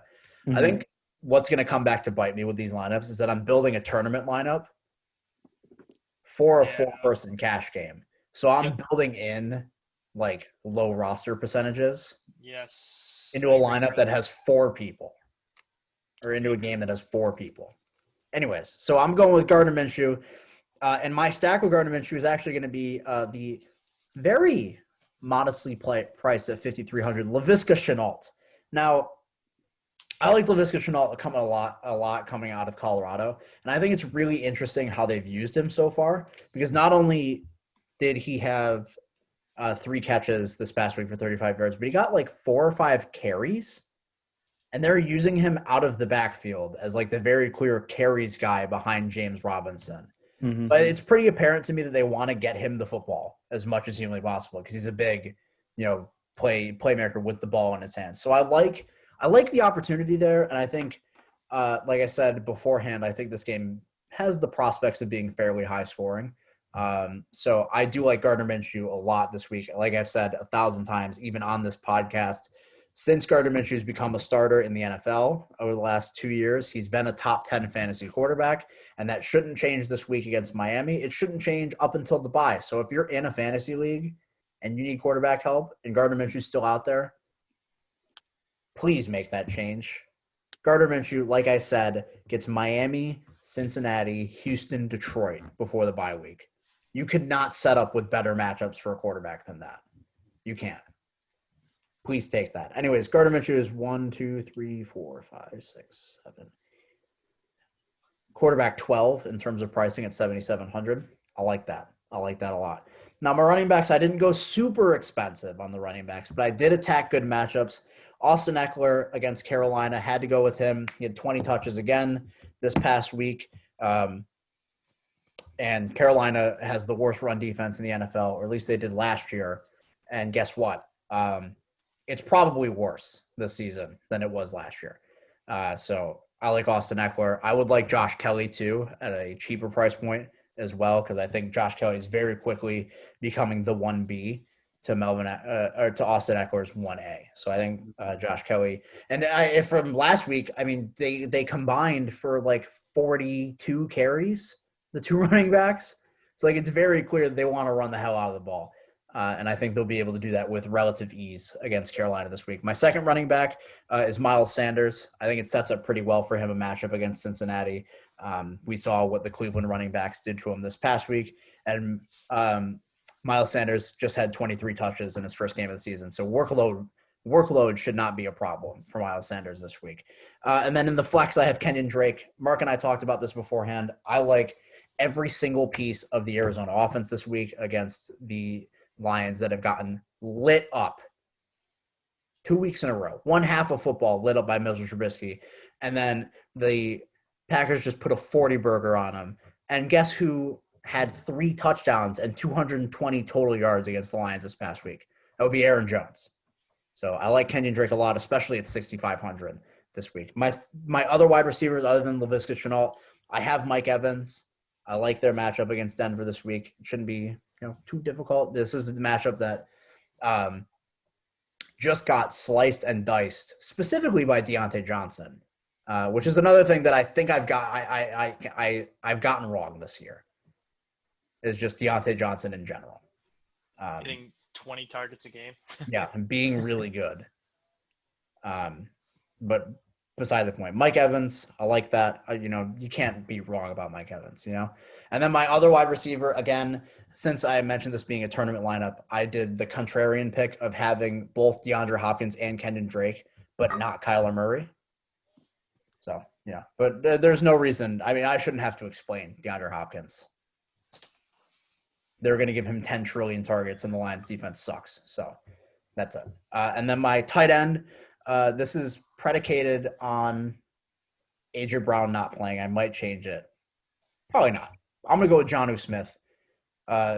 Seems to be, especially with A.J. Brown out, he is Ryan Tannehill's number 1 target. And they're going up against a Minnesota defense that just let up over 100 yards to Mo Alley Cox this last weekend. And I'd at least reckon that Jonnu Smith is a better athlete and a better football player than Mo Alley Cox. And that left me with my second favorite defense play this week. My favorite is Indianapolis against the Jets, but they're quite expensive, as they should be. My second favorite defense play this week is Tampa Bay against Denver. So that's my defense, and that's my lineup. All right. Oh, were you going to go, Austin? I was gonna go just for the comedic value, All right, because yeah, go you'll for figure it. it out in a second. Because my 2 running backs and flex players are Austin Eckler, Miles Sanders, and Kenyon Drake. We talked about who my stack was, but I changed it. Uh-oh. I changed it mid-show. With the over-under in this game being 54.5 and Kenny Galladay being healthy, I am going to run the Matt Stafford Kenny Galladay stack in hopes that Kenny Galladay is healthy and thinking that game is going to be a shootout in which Stafford will finally be happy that he gets to throw the ball some more to a good player. Yeah. I will say that's the ultimate run it back game. So if you want to do a stack with like Kyler Murray and one of the Cardinals receivers, or Matt Stafford and one of the Lions guys, absolutely take players from the other team. Like, this should be the highest scoring game of the week. Yeah. Well, my theory on the running back for Arizona and the passing for Detroit is that I think Arizona gets out to a lead, and then they try and use the running back more, and Detroit just keeps passing. I think Matt Stafford might have 50 pass attempts this game and just gunslings it the whole game, because I think Arizona hasn't really been tested by an offense yet. I mean, San Francisco, with Kittle hobbling off the field and no wide receivers, and then, the Washington football team, I don't think they've really been tested yet, so this will be their first test against, a good quarterback and some possibly good receivers, Hawkinson as well. So that's where I went with that. But my other wide receivers, I went with Lockett and Amari Cooper, and another, against each other matchup. Honestly, I just don't think either of these teams can guard wide receivers. They really haven't proven it through 2 weeks. I think Amari Cooper, just because he just feels like the safest option in that offense. It feels like it's choosing between Sutton and CD every week. Or Sutton. I always confuse him and Gallup and CD every week, because which one of them is going to get more targets or catch the touchdown.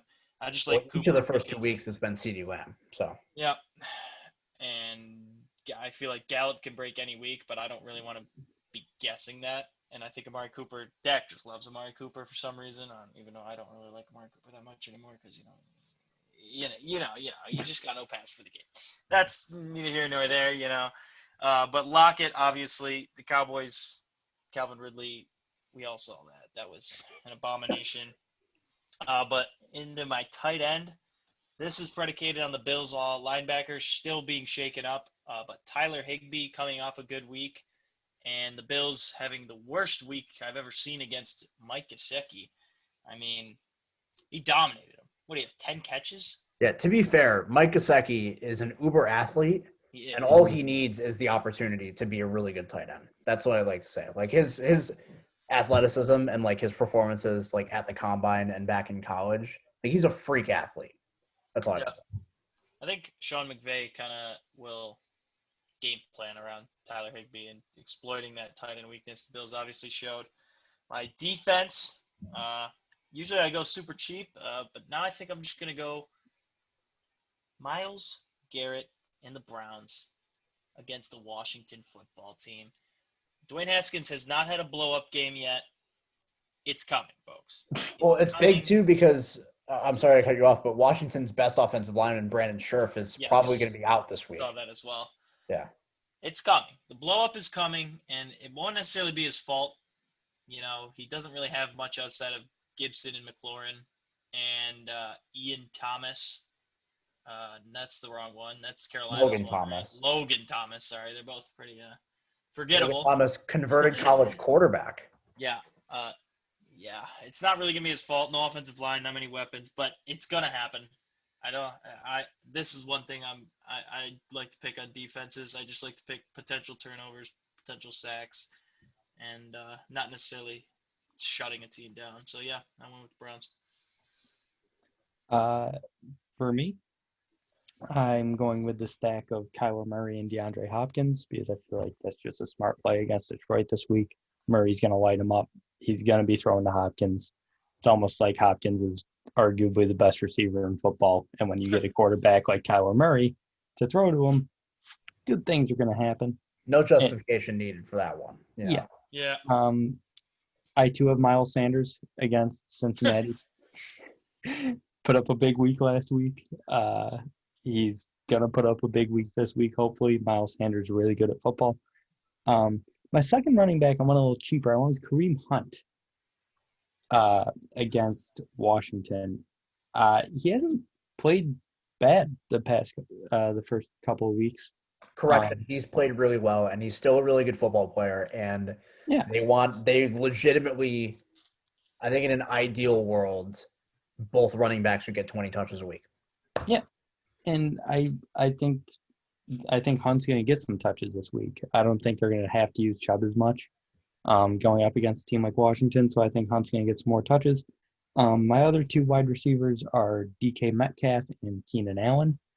Metcalf, guy's a freak athlete. Caught a touchdown last week. I'm sticking with him.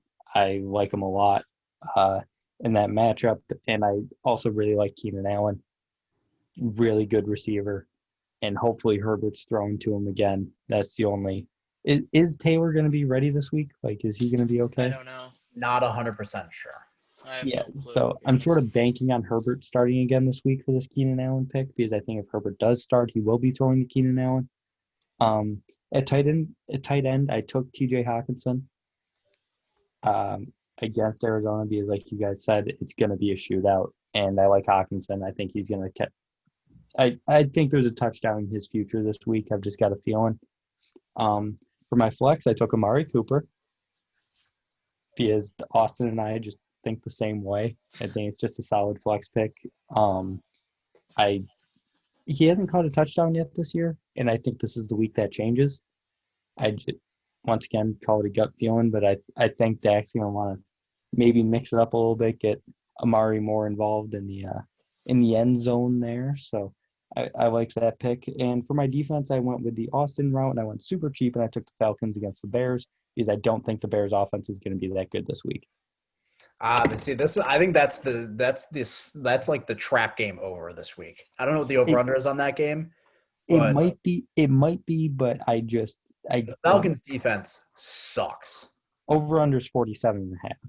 I might take the over on that because the Falcons can score on anyone, and conversely, the Falcons can't defend anyone. I don't know. I would rather went cheap with the defense this week. And I don't think it's an awful cheap pick.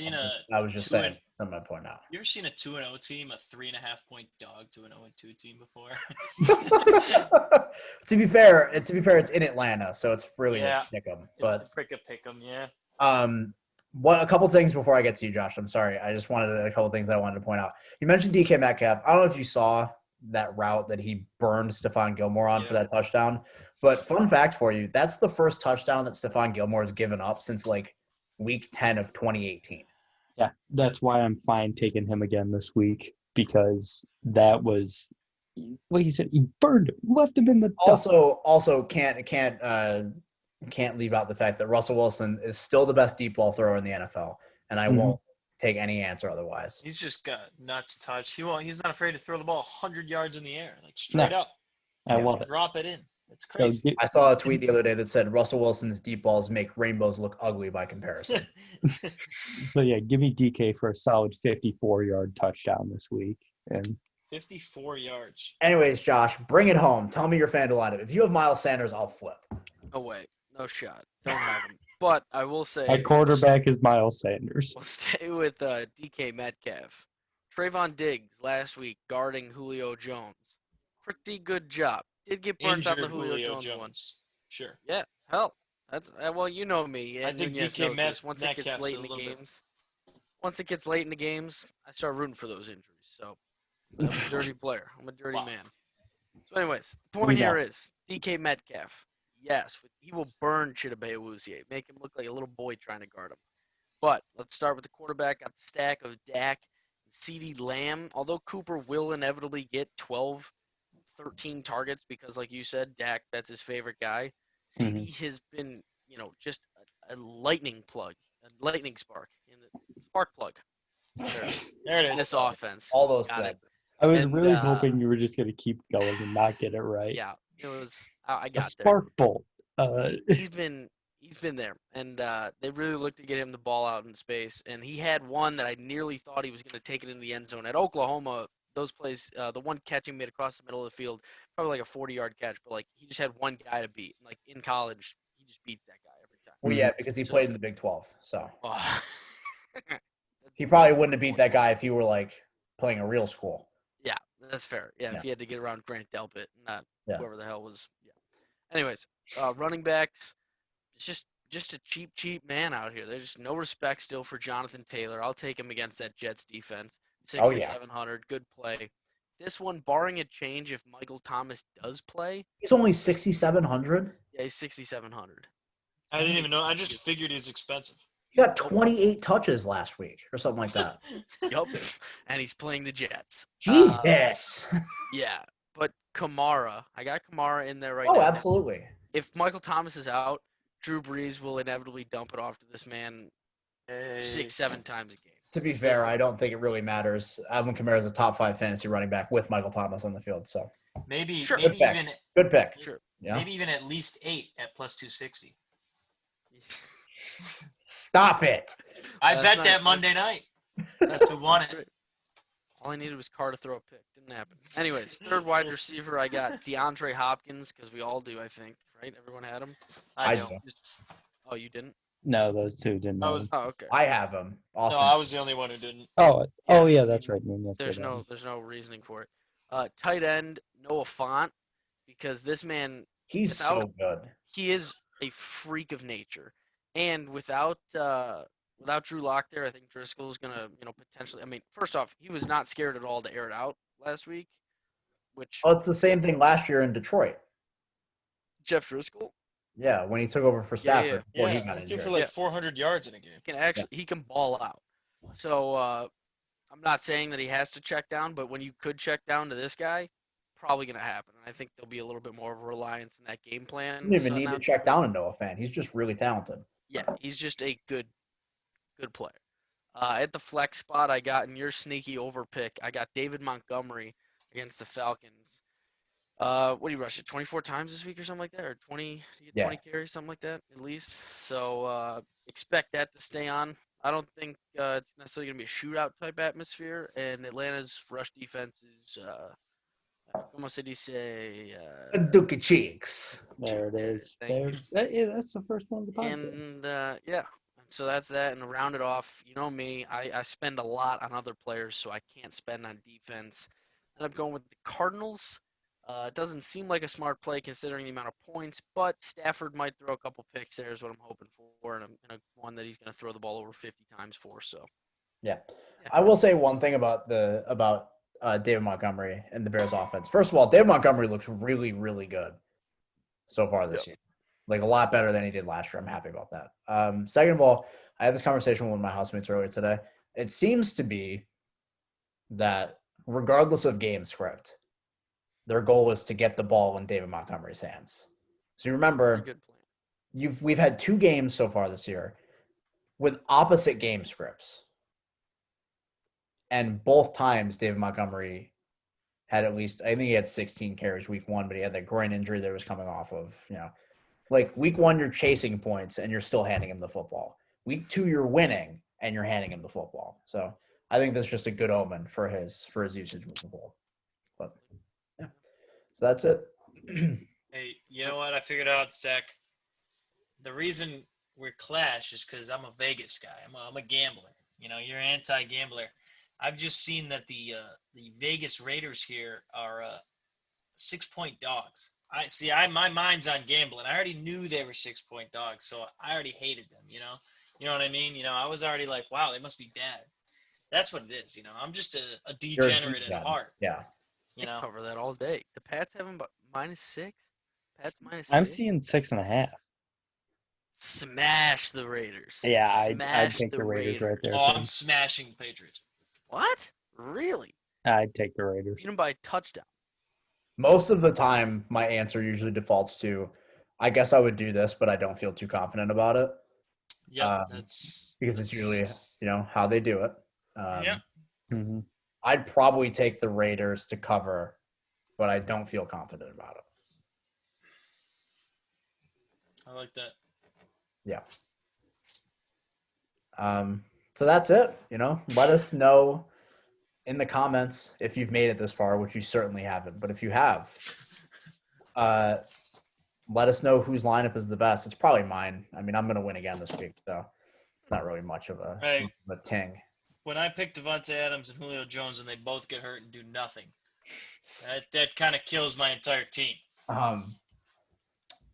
In that case, make sure to subscribe, like the video. I got some cool content coming out later this week. I'm going to finally put out that thing with the guy. Ooh. With a friend of the podcast. Yes, sir. So I might put that out probably this weekend. We'll see. But this episode will be up tomorrow, Wednesday at noon, as per usual.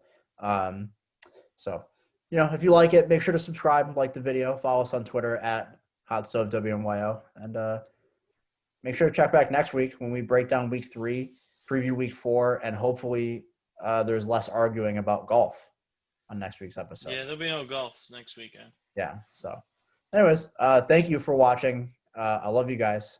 Appreciate it. Love you too, Zach.